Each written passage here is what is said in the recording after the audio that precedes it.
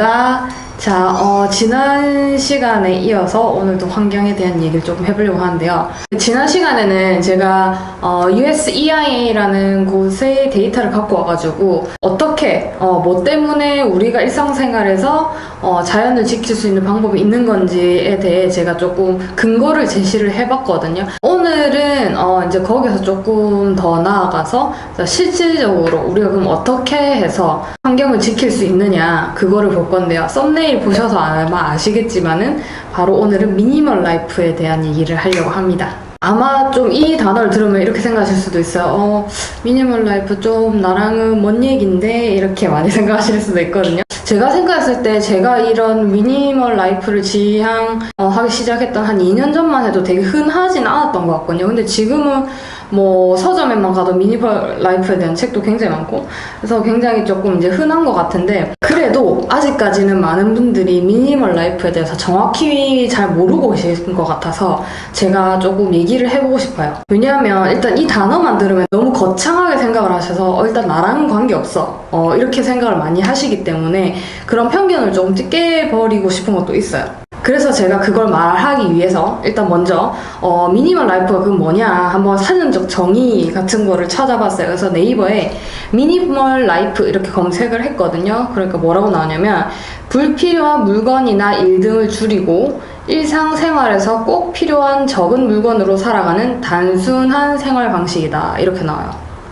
근데 여기 위에 어떤 사진이 있냐면요, 이런 게 나와요. 이거 너무 극단적이지 않아요, 이거? 아무래도 근데 이제 대부분 미니멀 라이프라고 하면 이런 모습을 많이 떠올리시는 것 같아요. 아무래도 미디어에서도 이런 좀 극단적인 모습을 많이 보여주다 보니까. 근데 아까 그 사전적 정의 한번 다시 보실까요? 불필요한 물건이나 일 등을 줄이고 일상생활에서 꼭 필요한 적은 물건으로 살아가는 단순한 생활 방식. 자, 이렇게 얘기를 할 때 사실 사람들마다 자기가 불필요한 물건이 다 다르거든요. 나한테 필요한 물건이 딴 사람한테 필요 없을 수도 있고 그 사람한테 필요 없는 물건이 나한테 필요할 수도 있고, 그리고 내가 생각했을 때의 단순한 생활 방식이 이걸 수도 있고 다 기준이 다르단 말이에요. 그렇기 때문에 우리가 흔히 지금 미디어에서 볼 수 있는 그런 딱 뭔가 정형화되어 있는 그 미니멀 라이프에 대한 이미지를 좀 깼으면 좋겠어요.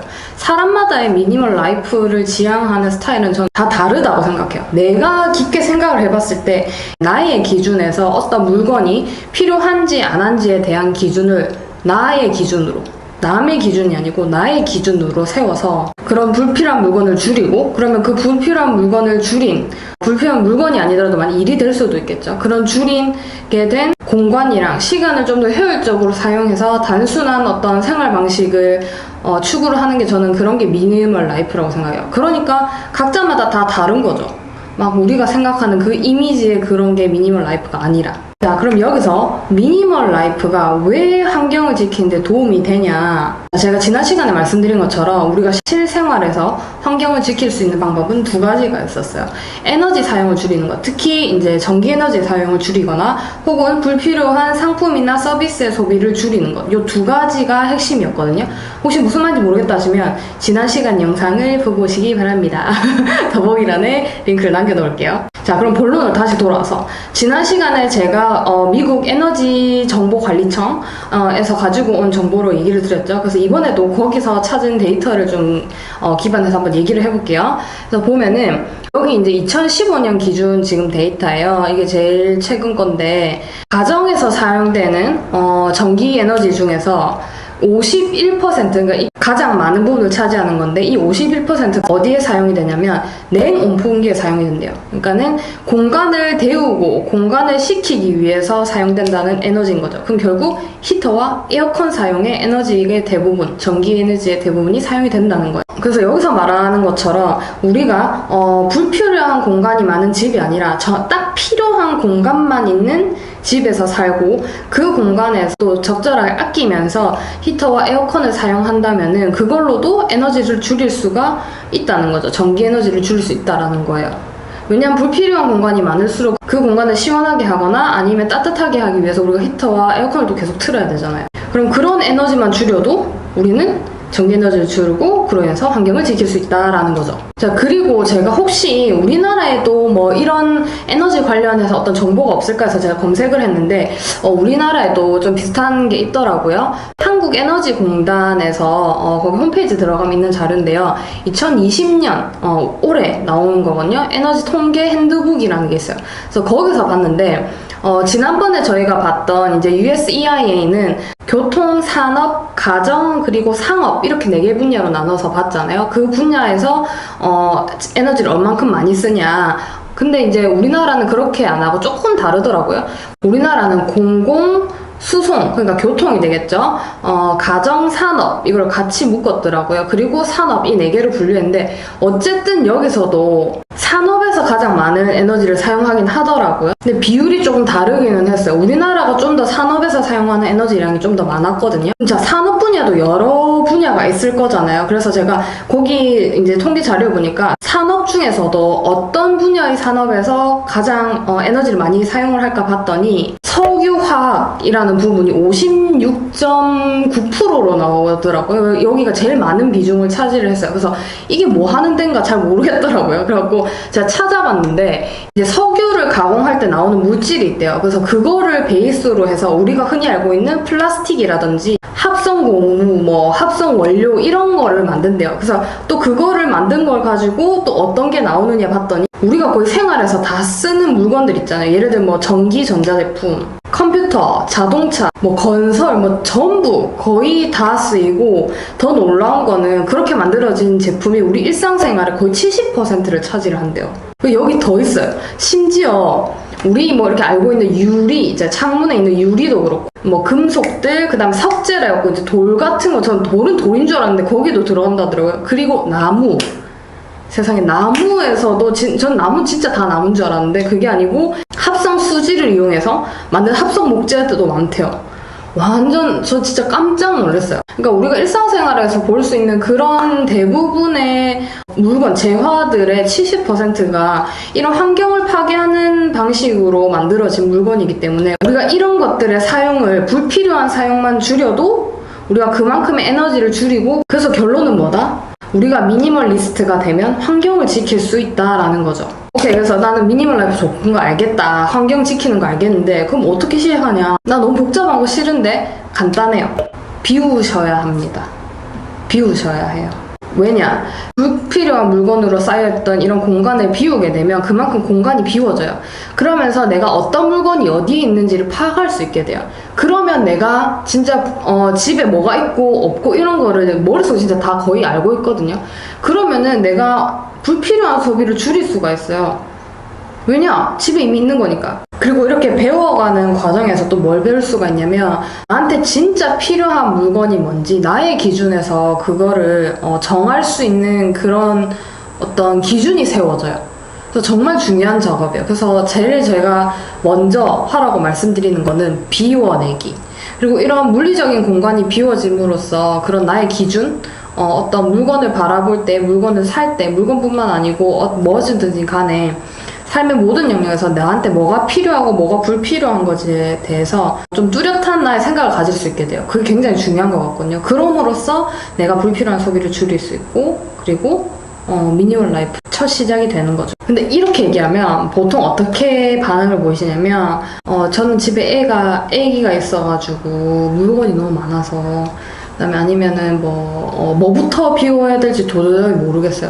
근데 솔직히 말씀드리면 저는 좀 이게 핑계라고 생각해요. 왜냐하면 유튜브라든지 뭐 SNS 중에 뭐 인스타라든지 뭐 네이버 찾아보셔도 미니멀리스트 뭐 아니면 미니멀 라이프 검색하시면 솔직히 대부분 거의 주부분들이세요.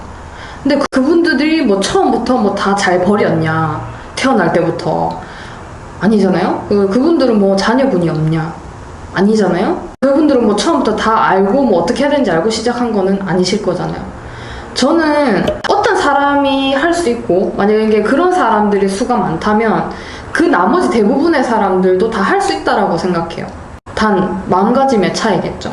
그래서 진짜 진심으로 내가 사는 이 자연 환경과 우리 자녀 세대들이 살아갈 자연 환경을 바꾸고 싶으시다면 마음가짐을 한번 다시 다잡아 보시고 꼭 시작을 하셨으면 좋겠어요. 그리고 그런 시작으로 간단하게 제가 알려드리는 비우기를 먼저 하셨으면 좋겠어요.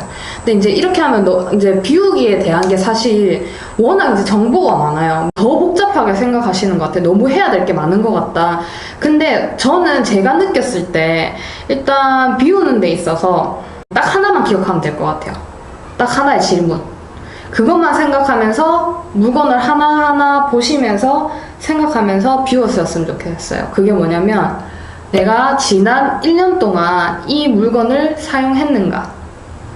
자, 여기에서 중요합니다. 기억하세요. 나는 지난 1년간 이 물건을 사용했는가 안 했는가? 자, 물건을 막 마음을 잡으셔서 시작을 하셨어요. 그 시작하는 것도 정말 대단하시거든요. 근데 시작을 해서 이제 물건 치우려고 하는데, 이거는 몇 번 안 썼는데, 엄마야, 이게 여기 있었네. 이러면 이제 못 버리는 거예요. 근데, 자, 지난 1년간 안 썼어요. 1년간 어디 있었는지도 모르고 나 모르고 안 쓰고 있었어요. 그러면 필요 없거든요. 필요 없는 거예요. 그러면 그 물건들은 일단 안 쓰는 집에 안 쓰는 공간이 있을 거예요. 없다면은 뭐 비닐봉지도 괜찮고 뭐 새로 따로 뭘 사지 마시고 뭔가 담을 수 있는 것도 괜찮고요. 담을 수 있는 게 없으면 그냥 빈 공간에 그걸 다 모아두세요. 일단 모아두세요. 새로 뭐 사지 마세요.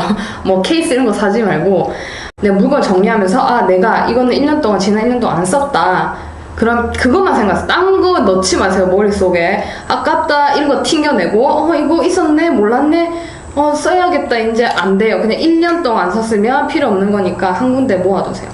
일단 그거를 먼저 하셔야 돼요. 근데 이게 생각보다 좀 오래 걸리거든요. 최소 아마 3일 집 전체를 해야 되는 거니까 최소 3일에서 아니면은 일주일 정도가 걸릴 수가 있어요.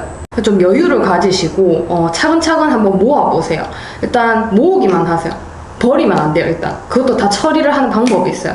그래서 그것도 차근차근 해야 되니까 자, 일단은 먼저보다 내가 물건을 먼저 비워야 된다. 근데 비울 때 어떻게 한다? 나는 1년간 그 물건을 썼는가 안 썼는가 그것만 생각해서 한번 일단 비우는 걸 먼저 시작해 보셨으면 좋겠어요.